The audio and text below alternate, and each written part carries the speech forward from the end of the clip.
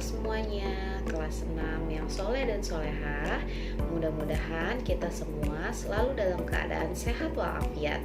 Jangan lupa untuk selalu menjaga kesehatan dengan cara rajin cuci tangan, menggunakan masker, dan kalau bisa tetap berada di rumah saja ya. Nah, untuk memulai pembelajaran hari ini, alangkah baik ya kita awali dengan membaca surat Al-Fatihah, dilanjutkan doa belajar. Jangan lupa untuk tahfiz dan absen di classroom masing-masing. Anak-anak, hari ini kita akan mulai masuk pada tema keempat, yaitu globalisasi, subtema 1, globalisasi di sekitarku, dan pembelajaran pertama. Dipersiapkan ya alat tulis dan bukunya. Pelajaran 1 kali ini kita akan mempelajari yang pertama adalah menjelaskan bentuk kerjasama di bidang sosial budaya di lingkup ASEAN, yang adalah menjelaskan proses menghasilkan energi listrik, dan yang ketiga menuliskan teks eksplanasi. Sedangkan sikap yang akan kita kembangkan pada pembelajaran pertama kali ini adalah percaya diri dan jujur. Baik anak-anak, sekarang Ibu akan menjelaskan mengenai globalisasi. Globalisasi merupakan proses penyebaran sesuatu secara meluas ke seluruh dunia, atau nama lainnya adalah mendunia. Ada beberapa penyebab dari terjadinya globalisasi, yaitu akibat kemajuan teknologi, alat komunikasi, dan alat transportasi yang ada di dunia. Dengan adanya kemajuan teknologi dan alat komunikasi, sehingga memudahkan untuk bekerja sama negara satu dengan negara yang lainnya. Begitu juga dengan kemajuan dari alat transportasi, sehingga memudahkan untuk pengiriman barang dari negara yang satu dengan negara yang lain. Nah, ada beberapa kerjasama yang dilakukan antar negara-negara di ASEAN, yaitu ada di bidang ekonomi, di bidang pendidikan, di bidang sosial, budaya, keamanan, dan lain-lain. Nah, dengan adanya kerjasama tersebut dapat memperkokoh persatuan dan kesatuan antar negara-negara di Asia Tenggara. Akan mempelajari mengenai kerjasama negara anggota ASEAN di bidang sosial budaya. Ada beberapa faktor yang mempengaruhi. Yang pertama adalah sumber daya alam. Nah, negara-negara di Asia Tenggara ini memiliki berbagai jenis sumber daya alam, tetapi tidak semuanya memiliki, maka saling melengkapi. Kemudian faktor yang kedua adalah berada dalam wilayah yang sama, yaitu sama-sama pada wilayah Asia Tenggara. Yang ketiga adalah ilmu pengetahuan dan teknologi. Yang dimaksud di sini adalah ada suatu negara yang maju di bidang ilmu pengetahuan dan teknologi, tetapi terbatas pada sumber daya alamnya. Maka dengan ini bisa menjalin kerjasama untuk saling melengkapi. Berikut merupakan contoh dari bentuk-bentuk kerjasama negara-negara ASEAN dalam bidang sosial budaya. Yang pertama adalah penanggulangan bencana. Ketika suatu negara terjadi bencana, maka negara-negara di ASEAN ini dapat saling membantu. Yang selanjutnya meningkatkan kesejahteraan sosial dan pembangunan negara-negara ASEAN, melindungi hak-hak dan keadilan sosial penduduk negara-negara ASEAN, kemudian meningkatkan kualitas sarana kesehatan negara-negara ASEAN, meningkatkan perlindungan sosial kepada seluruh penduduk negara-negara ASEAN. Ada juga diadakan kegiatan ASEAN Youth Volunteer Program, merupakan program penggerak generasi muda untuk bisa memberikan inovasi-inovasi pada negaranya. Kemudian pertukaran pelajar, dan ada juga yang lainnya. Baik anak-anak, sekarang kita akan masuk pada proses menghasilkan energi listrik. Listrik merupakan kebutuhan pokok manusia. Semua alat elektronik yang ada di rumah kita tidak terlepas dari listrik.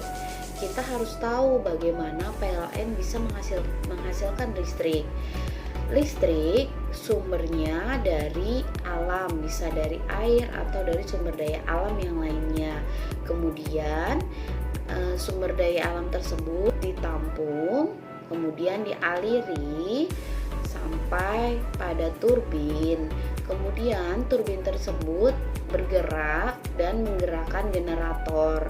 Kemudian dari generator tersebut bisa menghasilkan energi listrik, kemudian disalurkan pada transformator dan melalui jaringan transmisi. Dari situ manusia bisa mendapatkan energi listrik yang dihasilkan dari sumber alam, yaitu dari air atau sumber daya alam lainnya. Secara umum, sumber tenaga penggeraknya pembangkit listrik dibagi menjadi dua, yaitu yang pertama pembangkit listrik tenaga termal dan yang kedua adalah pembangkit listrik tenaga hidro. Yang pertama, pembangkit listrik tenaga termal merupakan pembangkit listrik yang dapat mengubah energi panas menjadi energi listrik. Nah, energi panas itu dihasilkan dari batu bara, minyak bumi, gas alam, dan lain sebagainya. Contoh dari pembangkit listrik tenaga termal yaitu PLTU atau pembangkit listrik tenaga uap, PLTD atau pembangkit listrik tenaga diesel, PLTG atau pembangkit listrik tenaga gas, dan lain sebagainya. Yang kedua merupakan pembangkit listrik tenaga hidro, adalah pembangkit yang menggunakan air sebagai sumber energinya. Contohnya adalah PLTA atau pembangkit listrik tenaga air. Setelah ini kalian saksikan video proses pembuatan energi listrik. Disimak ya anak-anak. Pembangkit listrik tenaga air atau PLT adalah suatu sistem pembangkit energi listrik dengan cara memanfaatkan aliran dari air yang kemudian diubah menjadi energi listrik melalui putaran turbin dan generator. Sistem yang sangat sederhana dan yang paling penting adalah ramah lingkungan. 4 komponen utama dari PLTA adalah waduk atau bendungan, saluran pelimpah atau pembawa air, dung sentral atau powerhouse, dan unit transmisi yang mengalirkan produksi listrik ke konsumen.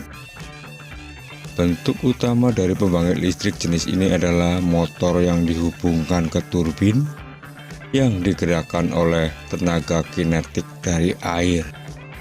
Pembangkit listrik tenaga air bekerja dengan cara mengubah energi potensial air dari bendungan atau air terjun menjadi energi mekanik dengan bantuan turbin air.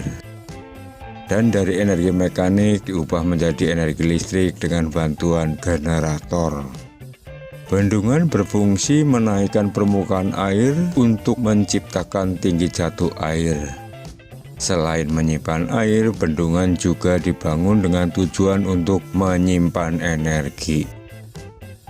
Intake adalah pintu air yang berguna untuk memasukkan aliran air menuju turbin melalui pipa pesat. Pipa pesat adalah saluran pipa air yang menuju ke turbin. Nah, di dalam pipa ini tekanan air akan naik. Turbin berfungsi untuk mengubah energi potensial menjadi energi mekanik. Air akan memutar sudut-sudut dari turbin sehingga turbin berputaran. Perputaran turbin ini kemudian dihubungkan ke generator. Generator yang terhubung ke turbin dengan bantuan poros dan gearbox memanfaatkan perputaran turbin untuk memutar kumparan magnet dalam generator, sehingga terjadi pergerakan elektron yang menghasilkan arus AC. Trafo digunakan untuk menaikkan tegangan arus bolak-balik agar listrik tidak banyak terbuang saat dialirkan melalui transmisi. Trafo yang digunakan pada bagian ini adalah trafo step up. Transmisi berguna untuk mengalirkan listrik dari PLTA ke rumah-rumah atau industri.